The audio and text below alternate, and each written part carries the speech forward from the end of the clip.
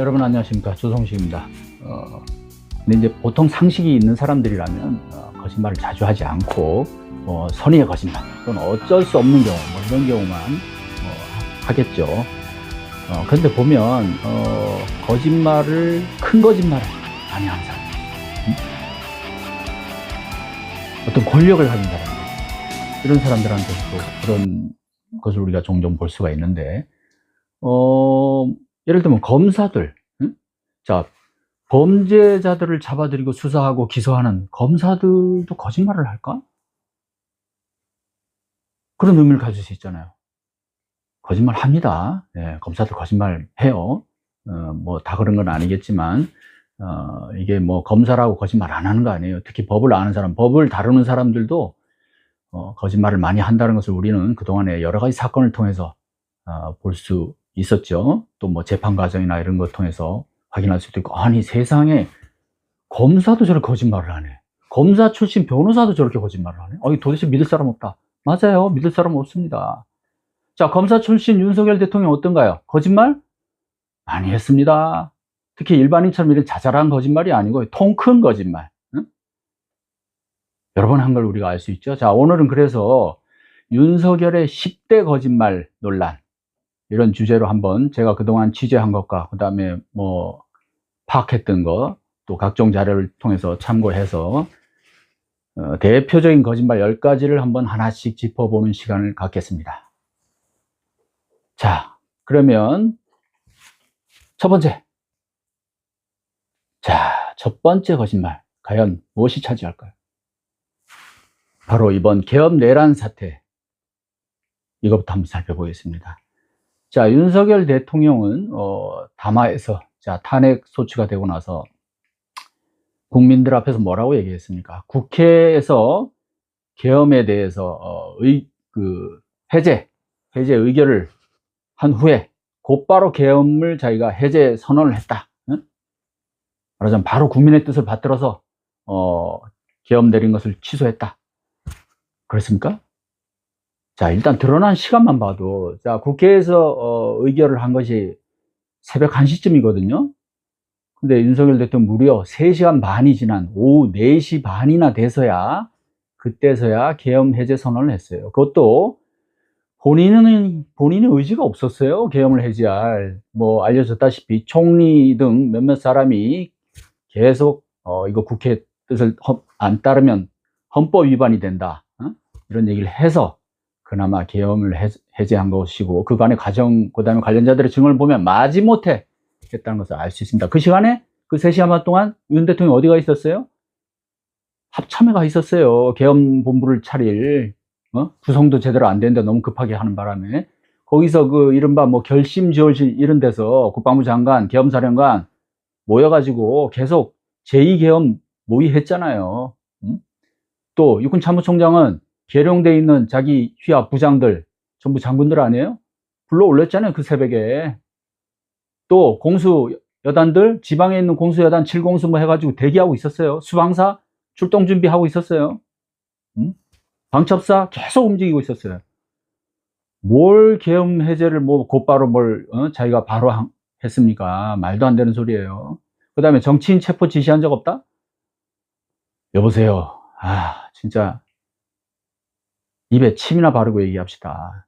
아니, 방첩사니, 그 다음에 예하 부대들 뭐 HID도 마찬가지고, 이게 누구의 지시를 받고 움직입니까? 아니, 장관이 지시했다고 쳐요. 장관은 그러면 자기 독자적으로 합니까?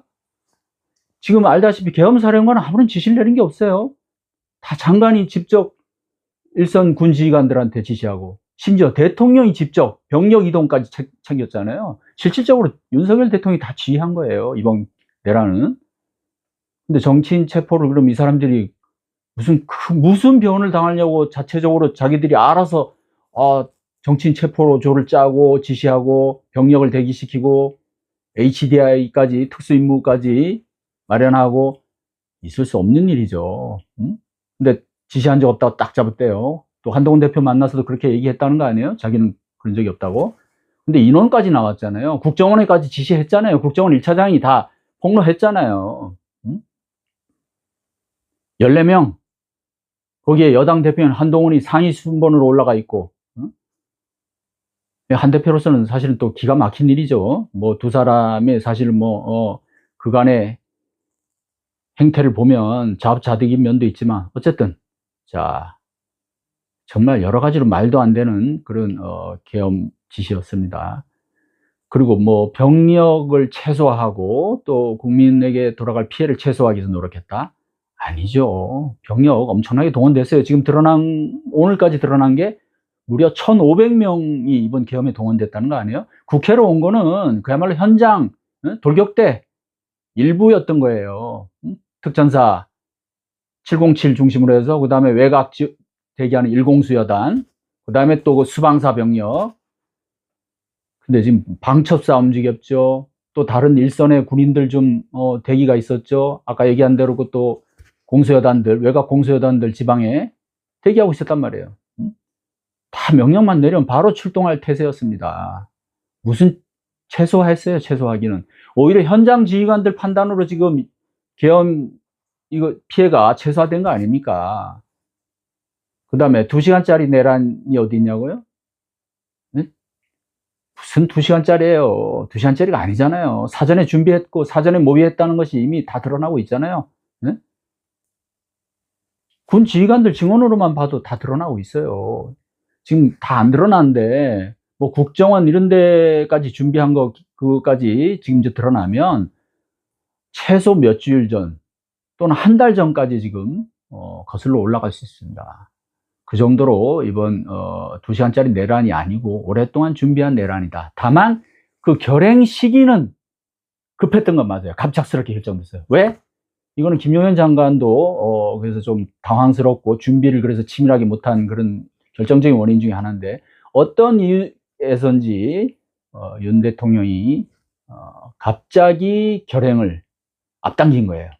그래서 급하게 뭐 경찰청장, 서울청장 부르고 뭐 그랬잖아요.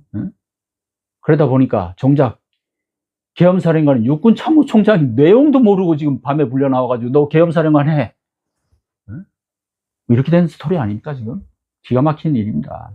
그 다음에 또 하나 거짓말이 있죠. 한동훈 대표 만나서 자기 거취를 뭐 완전히 이제 당에 맡기고 자기는 그 국정에서 손을 떼겠다는 취지로 얘기를 했던 거예요. 근데 아니죠. 나중에 보니까 당내 친윤계 쪽과 미리 벌써 통하고서 한 대표를 이제 내치기 위한 그런 작전이었고, 어떻게 보면 한동훈 대표가 자기 도치도 있었지만은 이제 윤 대통령이 물러나고 내 세상이구나 하는 이런 망상도 있었겠죠. 그렇지만은 분명히 그날 자리에서는 윤석열 대통령한테 쏘은 거 아니냐 이런 분석이 나옵니다. 순진한 거죠. 윤석열이라는 사람이 그렇게 호락호락 물러날 사람이 아니죠, 절대. 왜냐면 뭐 그 이후에도 인사권대 행사하고 뭐 다 하잖아요. 지금 그리고 탄핵이 됐어도 끝까지 싸우겠다는 거 아닙니까? 그래서 아직 이번 내란은 종식되지 않았다. 자, 이것이 첫 번째 거짓말입니다.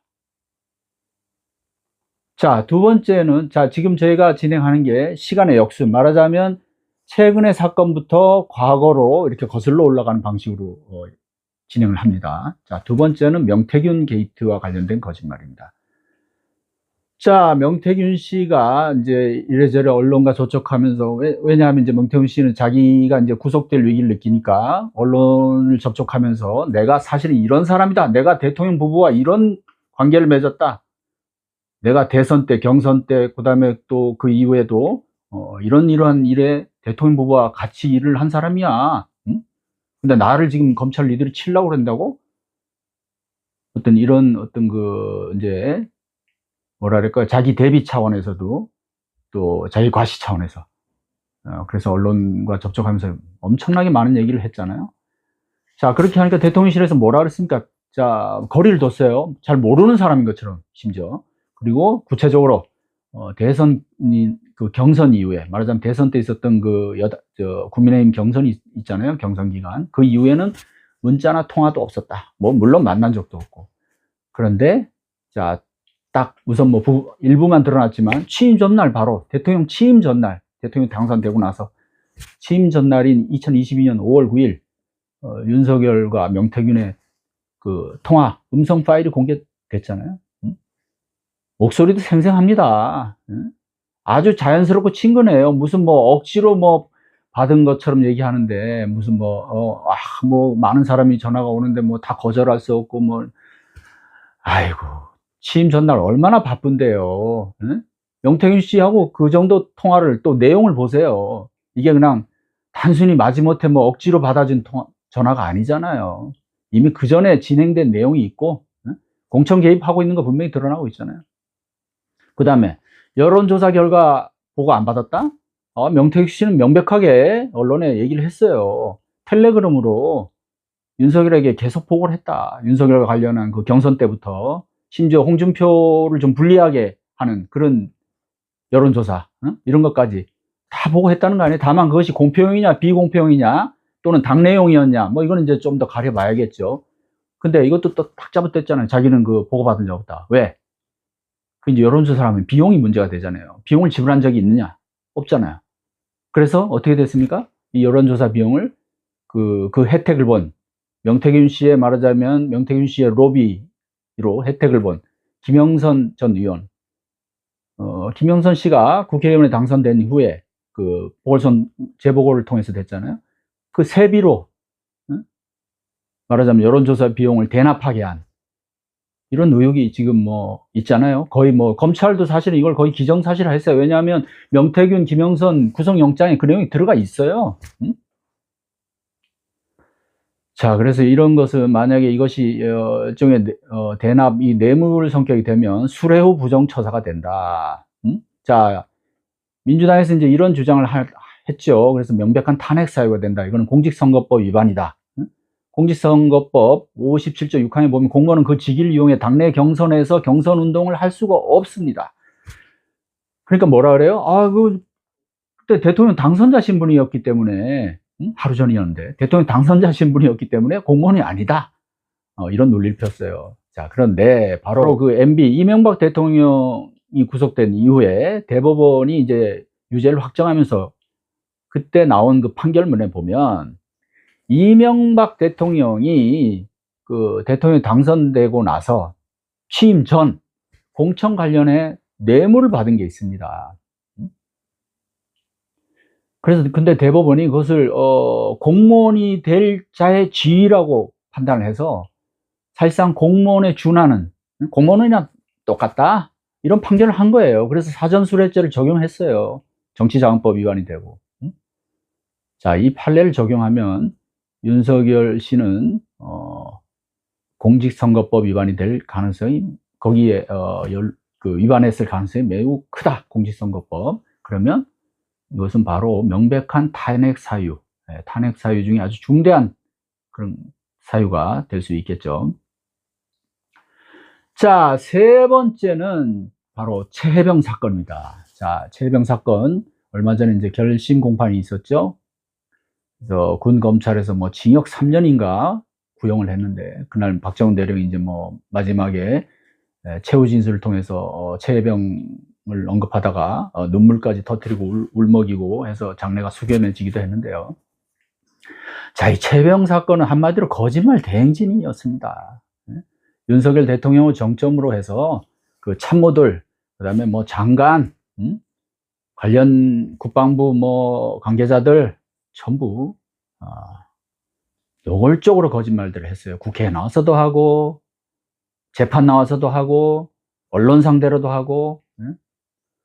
아니 처음부터 그 수사자료 수사 그 내용을 보고받고 있었고 그 다음에 특히 그 수사단장인 해병대 수사단장인 그 사건의 수사단장이었던 박정훈 대령이 7월 30일 자 이러이러해서 8명을 이첩을 하겠다 경찰에 그 수사 결과 내용을 국방부 장관한테 보고받고 결재를 받은 이후에부터 무척 바빠졌어요. 대통령실이. 그거 다 드러났잖아요. 그래 놓고도 뭐 보고받은 적 없다. 뭐 그 국방비서관이니 그다음에 그 위에 또 뭐 안보실장이니 전부들 딴소리하고 거짓말을 하고 했어요. 그리고 최혜병 사건 관련해서 뭐 장관과 통화한 일 없다. 거기에 관여한 적 없다. 또 이종섭 장관이 또 그렇게 얘기했죠. 대통령하고 그런 일로 통화한 적 없다. 전부 거짓말로 드러났죠. 나 정말 공직자들이 어떻게 이렇게 거짓말을 할 수 있는지, 특히 대통령 말이죠. 예? 우선 명백하게 드러난 것이 2024년 8월 2일 이종석 장관과 3차례 통화한 거 개인 폰으로 확인됐습니다. 재판 과정에서. 뭐 통화할 수도 있지, 장관과 대통령 사이인데. 뭐 그렇게 또 얘기를 해요. 그런가요? 이 통화 특별합니다. 일반 통화가 아니었어요. 왜? 그날 그 시간 이종섭 장관은 우즈베키스탄 출장 중이었어요. 그래서 시차를 감안하면 이른 아침이에요. 아주 응? 한국 시간으로는 낮 시간이었는데 12시에서 1시 사이인데 우리가 3차례를 통화하는데 대통령하고 뭐가 그리 급해가지고 왜 그랬을까? 자, 그리고 대통령은 휴가 중이었어요. 응? 이게 일반적인 통화일까요, 과연? 그 시간대가 12시부터 1시 사이인데 그 전에 어떤 일이 있었습니까? 바로 그 전에 박정훈 수사단, 박정훈 대령이 이끄는 해병대 수사단이 그간에 수사한 그 수사 결과 내용, 수사 자료를 바로 경찰에 이첩을 해버렸어요. 상부의 만류에도 불구하고. 응? 국방부 장관이 이첩 보류를 지시했는데도 그 지시는 물론 박정훈 대령한테 내려온 건 아니었어요. 뭐 해병대 사령관한테 그렇게 내려갔고, 해병대 사령관은 박정훈 대령한테는 그 지시를 명확하게 내리지 않았죠. 그래서 지금 항명죄가 논란이 있는 거예요. 실제 명확한 지시가 없었다는 이유 때문에. 어쨌든 바로 그렇게 대통령과 국방장관이 관여한 외압을 행사한 그런 그 사건에 대해서 경찰에 넘기지 말라고 한 것을 해병대 수사단에서 용기 있게 넘겼잖아요. 그것이 확인이 된 거예요. 우즈베키스탄에 있는 장관한테 그 직전에. 그래서 막 난리가 났어요. 군사보좌관이 계속 막 해병대 사령한테 확인 전화하고, 아니 도대체 어떻게 된 거냐, 정확하게 지시를 내린 거냐, 응? 이첩 보류하라고 사령관 분명히 지시했냐, 뭐 이것까지 확인해요. 그래서 심지어 어떻게 의심을 해요? 이거 해병대에서 항명사태, 해병대에서 이거 대통령에 대해서 항명사태를 일으킨 것이다, 이렇게까지 의심하고 막 조사가 들어가고 이럽니다, 그날. 그러다 보니까 어떻게 돼요? 다 나섭니다. 대통령실, 공직기강 비서관실, 법무비서관실, 그 다음에 국가수사본부 다 연합을 해서 빨리 경찰에 넘긴 그 수사자료 회수하라 그러고, 그 다음에 박정훈 대령 보직해임을 결정해버리잖아요. 그게 다 순식간에 일어납니다. 그것이 바로 대통령과 장관의 통화 그 전후에 벌어진 일이야. 특히 통화 직후에 구체적인 그런 일들이 벌어집니다. 그래서 이 사건 관련해서 명백하게 나중에 뭐 특감을 하면 다 드러날 겁니다. 이 부분 밝혀지리라고 봅니다. 그 다음에 또 하나 큰 거짓말이 있었죠. 이제 뭐 막 자꾸 드러나니까 거짓말한 것이, 나중에는 어떤 논리를 내세워요? 해병대 수사단이 사실은 수사할 권리가 없다. 군사보건법에 따라서, 바뀐 군사보건에 따라서 수사할 권리가 없고 바로 민간 수사기관에 넘겨야 되는데, 박정훈 대령이 수사권도 없는데 임의로 법을 위반해서 수사를 벌였다, 이런 논리를 폈어요. 그 대통령실에서 공식적으로 나왔죠. 대통령실이라는 게 뭐겠어요? 대통령은 결국 대통령 뜻 아니에요. 대통령 논리 아니겠습니까? 이것이 대중을 속이는, 국민을 속이는 아주 큰 거짓말인데요. 그거는 법과 규정을 보면 드러납니다. 언뜻 보면 그렇게 해석할 수도 있어요. 근데 제대로 조금만 들여다보면 그게 엉터리 논리라는 걸 금방 알 수 있습니다. 개정된 군사법원법을 보면요. 자, 고 이해람 중사 사건을 계기로 해서 군사법원법이 개정됐잖아요.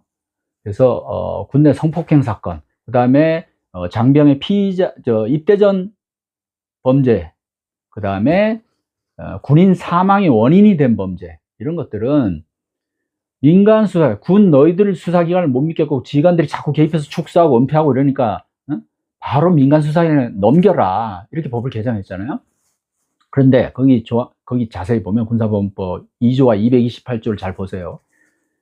인지하는 즉시 넘기게 돼 있어요. 그냥 넘기는 것이 아니고 인지라는 이제 용어가 등장합니다. 이 얘기는 뭐냐면, 그냥 사건 발생했다고 넘기는 것이 아니고, 이것이 어떤 범죄의 단서가 되는지를 인지를 하고, 그러니까 즉 파악을 한 다음에 넘기게 돼 있는 거예요. 그것이 이제 연결되는 것이 또 관련된 대통령령과 국방부 훈령이 있어요.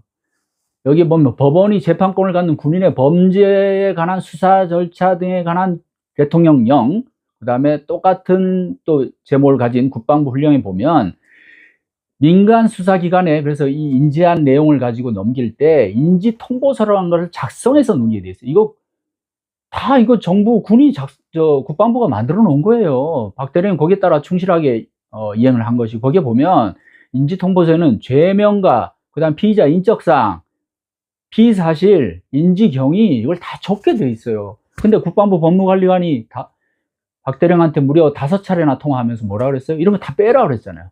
응?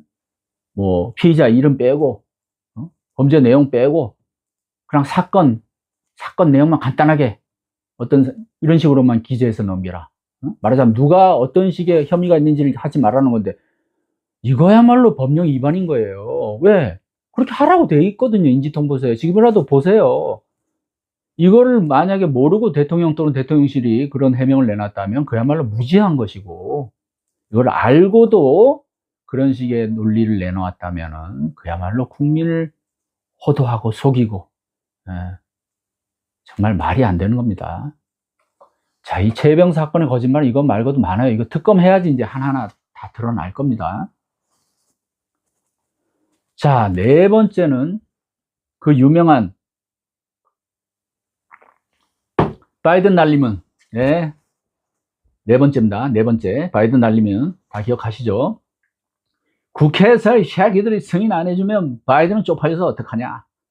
자, 이거 2022년 9월 22일 윤석열 대통령이 미국 뉴욕에 가 있을 때 그 현장에서 방송사들이 녹음한 내용이었죠. 자, 그래서 이것이 이제 MBC를 필두로 해서 모든인가요? 뭐 하여튼 대부분의 언론사들이 보도를 다 했는데, 자, 처음에는 거의 대통령실도 뭐 인정하다시피 했어요. 왜냐하면 심지어 보도 뭐 유예까지도 요청을 하고 했으니까. 그런데 나중에 좀 지나서 이거 허위 보도다, 그 내용이 아니었다, 뭐 이러면서 이제 뭐 이상한 식으로 이제 또 막 나오잖아요. 뭐 바이든이 아니고 날리문이었다, 뭐 또 어떤 여당 의원은 또 이 새끼들이 아니고 뭐 또 다른 내용이었다. 분명히 대통령의 음성은 하나인데 여러 가지 해석이 나오고 대통령 본인은 잘 기억나지 않는다, 뭐 또 이런 식으로. 아니, 자기가 한 말을 기억을 못해요? 근데 이거는 물론 이게 듣기에 따라서, 저도 그래서 아침에 여기 조깅 하는 데가 있는데, 빠르게 걷기 하는 데가 아침마다 하는 그런 여기 실개천이 있는데, 그거 걸으면서 수십 번을 들어봤어요, 도대체. 아니, 혹시나 해서. 그러니까 나중에는 정말 헷갈리더라고요, 저도. 처음에는 분명히 MBC 보도가 맞다고 생각했는데 나중에 좀 헷갈리긴 해요, 하도 그러니까. 그런데 이 맥락을 따져보면 상식적으로 판단이 될 거라고 봅니다. 이거 가지고 뭐 지금 재판도 하고 있고 이러는데, 코미디 같은 재판이 벌어지고 있는데, 이게 미국이었잖아요, 국내가 아니고. 그 다음에 바이든이 연설한 직후에 대통령이 내려오면서 한 얘기예요. 그 바이든이 뭐 어떤 그 일과 관련해서 뭐 예산 관련 뭐 이런 얘기를 했거든요. 그래서 이런 부분이 과연 이게 국내 국회의원들을 대상으로 한 건지, 또는 뭐 국내 국회의원들을 대상으로 했어도 문제가 돼요. 왜냐하면 욕을 했잖아요. 응? 뭐 이런 건 생각도 안 하고, 무슨